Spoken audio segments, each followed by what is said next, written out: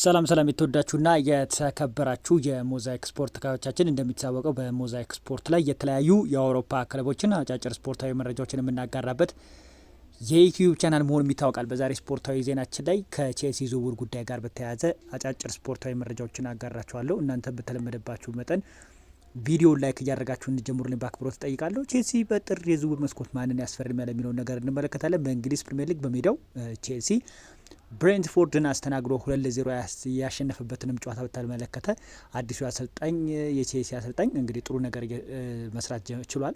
በካራባው ካፕም ከአርሴናል ጋር ምንም እንኳን 3-2 ቢሸነፍም ጥሩ የሆነ ተስፋ እንዳሳየ ጠቁሚያችሁ ነበረ። በዚህ አሰልጣኝ ግን አንድ በጣም ጥሩ የተባለ ነገር ተሰምቷል። ለቼልሲ ደጋፊዎች የሚሆን አንድ አዲስ መረጃ ወጥቷል። እሱ መረጃ ምንድነው የሚሉትን ነገር በዛሬ ስፖርታዊ መረጃዎችን ላይ እንመለከታለን።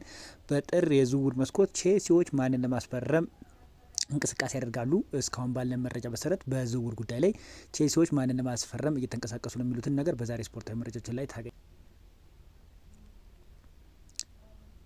ቀደም ብዬ ወደ ጠቀስኩላችሁ አጫጭር ስፖርታዊ መረጃዎች አልፋለሁ። በጥር የዝውውር መስኮት ቼልሲ አንዳንድ ተጫዋቾችን ለማስፈረም ፍላጎት ማሳየቱን የሚያመላክት መረጃዎች ወጥቷል። አንድ አጥቂ ቼልሲ ለማስፈረም ፍላጎት ማሳየቱን የሚያመላክት መረጃዎች እየወጡ ይገኛሉ። ካች ኦፍ ሳይድ ላይ የተጋራው መረጃ በተመለከተ እንመለከታለን። ሊያም ሮዘኒዮ የቼልሲ አዲስ አሰልጣኝ ሆኖ ሲሾም እንግዲህ ብዙ ነገሮች መስራት እንዳለበት ተነግሮታል። በተለይ ቼልሲ ወደ ቀድሞ ገናናነቱ እንዲመለስና በአውሮፓ ቻምፒዮንስ ሊግ ቋሚ ሆኖ በውድድሩ ላይ እንዲመለስ አዲሱ አሰልጣኝ ሊያም ሮዘኒዮ እንግዲህ ትልቅ ነገር ተሰጥቶታል። እናም ጅማሮም በእንግሊዝ ፕሪሚየር ሊግ በማሸነፍ ጀምሯ 2-0 ብሬንትፎርድ ማሸነፍ ችሏል። ጥሩ ጅማሮ ነው ለዚህ አሰልጣኝ። በካራባው ካፕም ከአርሰናል ጋር በነበረው ጨዋታ ላይ ጥሩ የተባለ እንቅስቃሴዎችን አድርጓል እና ከዝውውር ጉዳይ ጋር በተገናኘ ተጫዋች እንዲያስፈርሙለት ጥያቄ አቅርቧል። በብሬንትፎርዱ ያለበትን ድክመትም ለቦርዱ ተናግሯል እና በጥር የዝውውር መስኮት ተጫዋች እንዲያስፈርሙለት ጥያቄ አቅርቧል። ቼልሲ ታዲያ በጥር የዝውውር መስኮት ማንን ያስፈርማል የሚለውን ነገር ከተለያዩ የእንግሊዝ ሚዲያዎች ላይ የተዘገቡ መረጃዎችን በመመልከት የምናጋራችሁ ይሆናል። ቼልሲ በጥር የዝውውር መስኮት ተከላካይ እንደሚያስፈርም ይጠበቃል። በዛ ላይ ቼልሲዎች ከፍተኛ ፍላጎት እያሳዩ የሚገኘው የተከላካይ መስመራቸውን ማስፈረም ነው እና ቀደም ብዬ እንደጠቀስኩላችሁ በአሁን ባለው በቼልሲ ክለብ ውስጥ ከፍተኛ ደካማ ልንለው የምንችለው ቦታ የመከላከል ቦታ ላይ እንደሆነ ይታወቃል። በተደጋጋሚ ጊዜ ፎፋና ጉዳት ማስተናገዱ፣ ባዳሽሌ ደግሞ ቋሚ ሆኖ በተሰለፈበት ጨዋታ ላይ ለቼልሲ ጨዋታ ብቁ አለመሆኑ እነዚህ ቼልሲዎች እንግዲህ ተገርደው ወደ ገበያው ወጥተው ተከላካይ ለማስፈረም እንቅስቃሴ መጀመራቸውን የሚያመላክት መረጃዎች ወጥተዋል። ፋብሪዚዮ ሮማኖ ከቼልሲ ዝውውር ጉዳይ ጋር በተገናኘ ታዲያ ምን አዲስ መረጃ ይዞ ወጥቷል የሚሉትን ነገር እንመለከታለን። ከዛም በተጨማሪ ግን የተከላካይ ዝውውር ጉዳይ ከመመልከተ በፊት ቼልሲ የፊት ለፊት መስመር አጥቂ ለማጠናከር ይፈልጋሉ። ምንም እንኳን ቼልሲዎች እነ ኒያም ዴላፕ፣ ጆ ፔድሮ ቢኖሩም ነገር ግን አዲሱ አሰልጣኝ ደስተኛ አለመሆኑንና አንድ ተጫዋች ለማስፈረም ዛሬ ፍላጎት ማሳየቱን የሚያመላክት ነገር ወጥቷል። እንደ ካች ኦፍ ሳይድ ዘገባ ከሆነ ሊቨርፑልና ቼልሲ የአርቢ ላይፕዚጉ የፊት ለፊት መስመር አጥቂ ሆነውን ያን ዲያሜንዲ ለማስፈረም ፍላጎት ማሳየታቸውን የሚያመላክት ዘገባዎች ወጥቷል። ይህ 19 ዓመት ተጫዋች በቡንደስሊጋ በጣም ድንቅ ብቃት ማሳየቱን ተከትሎ የብዙ የአውሮፓ ክለቦችን ቀልብ መሳብ ችሏል።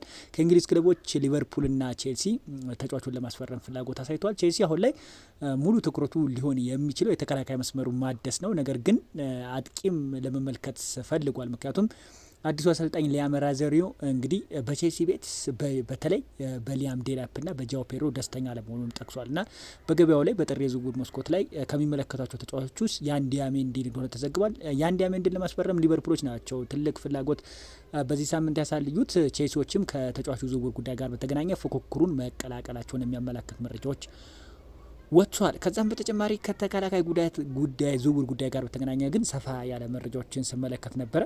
ቼልሲ አንድ ተጫዋች ለማስፈረም ኦልሬዲ ከስምምነት ላይ መድረሱን የሚያመላክት መረጃዎች ነበረ እየተዘገበ የሚገኘው። አንድ ወጣት ተጫዋች የሬንስ ተጫዋች ለማስፈረም ቼልሲዎች ከንግግር ላይ ደርሶ ነበር። አሁን ላይ በዝውውሩ ላይ ጥቂት የተባሉ ነገሮች ናቸው የሚቀሩት። ማለትም በዝውውር ጉዳይ ላይ ከገንዘብ ጉዳይ ጋር በተገናኘ ቼልሲና ሬንስ ስምምነት ላይ እንዳይደርሱ ያደረጋቸው ጥቂት የተባለ ነገር ነውና እሱን በተመለከተ መረጃ አጋራችኋለሁ።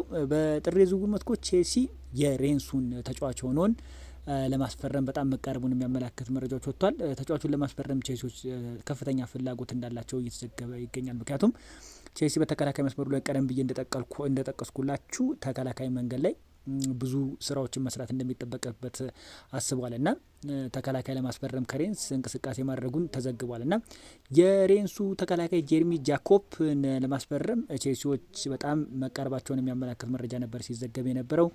ያው በአብዛኛው ጊዜ ፎፋና፣ ቶሲን በተደጋጋሚ ጊዜ ጉዳት ማስተናገዳቸውን ተከትሎ ቼልሲዎች የተከላካይ መስመራቸውን ለማጠናከር ወደ ሬንስ ሄደው እንቅስቃሴ ማድረጋቸውን ተዘግቧል። ታዋቂነት ያለው ጋዜጠኛ ፍሎሪን ፒተርበርግ ከዚህ ዝውውር ጉዳይ ጋር በተገናኘ አንድ ነገር አጋርቷል። እሱን የተመለከተ መረጃ እናጋራችሁ። ጄርሚ ጃኮብን ቼልሲ ለማስፈረም ፍላጎት መኖራቸውን የሚያመላክት መረጃዎች ወጥቷል።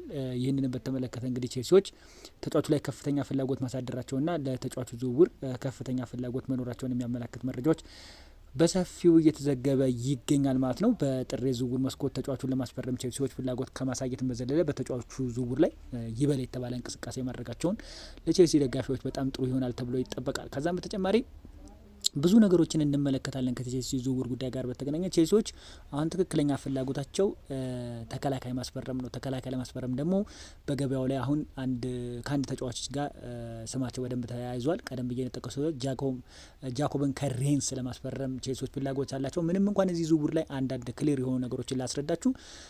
ሬንስ ከዚህ ተጫዋች እስከ 60 ሚሊዮን ዩሮ ድረስ ይፈልጋሉ። ቼልሲ ደግሞ ይህን ያህል ገንዘብ ያወጣሉ የሚለው ነገር ነው ተጠያቂ የሚያደርገው እንጂ ተጫዋቹ ላይ ፍላጎት እንዳላቸውና ለተጫዋቹ ዝውውር ጥያቄ ሊያቀርቡ እንደሆነም ተዘግቧል። ከዛም በተጨማሪ ቼልሲዎች እስከ 60 ሚሊዮን ዩሮ ድረስ ለማውጣት ፈቃደኛ አይደሉም። ነገር ግን በተጫዋቹ ዝውውር ጉዳይ ላይ ፍላጎታቸው እውነተኛ መሆኑን የሚያመላክት መረጃዎች ከወደ ለንደን ሲዘገብ ነበረ። አዲሱ የቼልሲ አሰልጣኝ በዚህ ተጫዋች ላይ ትክክለኛ ፍላጎትን ማሳደሩን ተከትሎ ቼልሲዎች ይህን ተጫዋች የግላቸው የሚያደርጉበት እድል እንዳለ በሰፊው እየተዘገበ ይገኛል። ቼልሲ አሁንም ቢሆን በገበያው ላይ የነቃ የተባለ እንቅስቃሴዎችን እያደረጉ ይገኛሉ። የተከላካይ መስመራቸውን ለማደስ ቀደም ብዬ እንደጠቀስኩላችሁ የጃኮብን ዝውውር በተመለከተ ሰፋ ያለ ነገሮችን እየተዘገበ ይገኛል።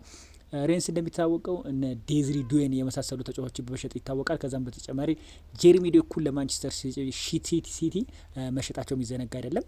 እናም ታዲያ ቼልሲዎች አሁን ጄርሚ ጃኮብን ለማስፈረም ፍላጎት ካሳዩ ክለቦች ውስጥ ተጠቃሽ አድርጓቸዋል። ከዛም በተጨማሪ በአጥቂ መስመር ላይ ቼልሲዎች አንድ ተጫዋች ለማስፈረም ፍላጎት አሳይተዋል። ያም ዲያሜንዲን ለማስፈረም ቼልሲዎች ፍላጎት ማሳየታቸውን የሚያመላክት መረጃዎች ተዘግቧል። ከዛም በተጨማሪ ቼልሲ እንደሚታወቀው ብሬንትፎርድን አስተናግዶ ቀደም ብዬ እንደጠቀስኩላችሁ 2-0 ማሸነፍ ችሏል። ጥሩ የተባለ እንቅስቃሴ ነው በቼልሲ በኩል የተመለከት ነው። በአዲሱ አሰልጣኝ በጣም ብዙ ተስፋዎችን በቼልሲ ቤት እንዳለ ቀደም ብዬ እንደጠቀስኩላችሁ በቼልሲ ምንም እንኳን በአርሴናል 2-0 ቢሸነፍም 3-2 ቢሸነፍም በጣም ጥሩ የተባለ ነገሮችን ያሳያል። አሰልጣኙ ተስፋ እንዳለውና በተለይ ደግሞ የቼልሲ ቦርዶች የሚፈልገውን ነገር የሚያደርጉለት ከሆነና እሱ እንደሚፈልገው በዝውውር ላይ የሚሳተፉለት ከሆነ ቼልሲ አሁን ወደ መናቃቃት ይመለሳል። ነገር ግን የቼልሲ ቦርዶች አሁንም ቢሆን ፎከሳቸው